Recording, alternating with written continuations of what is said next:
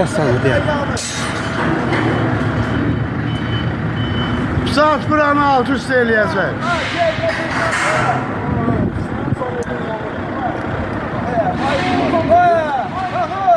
Ay saxı. Qarabağ. Gel gel. O Fulkondur ya. Arasın yandı. Yok ya.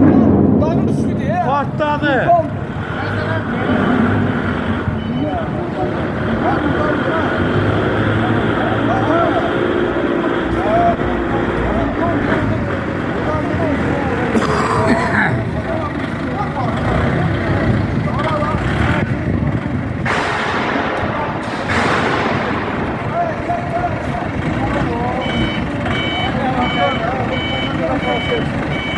Ha, yaxın getmə, yaxın getmə.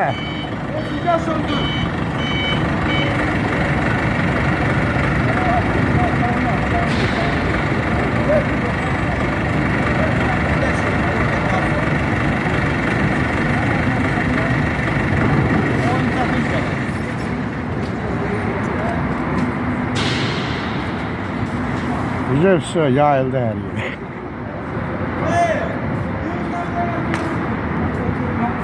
Gazdı da o.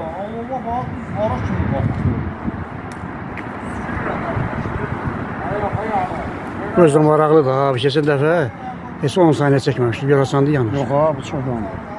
Hələ artır elə bil. Sərvətimiz göyə sorulur da var belə.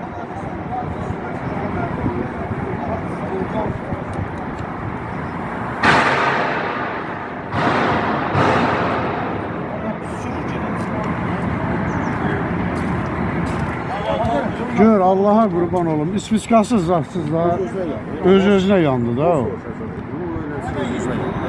Artır ev fikir versən. Allah'ın möcüzələri. Öz-özünə nətər yanır. Artır ev ha.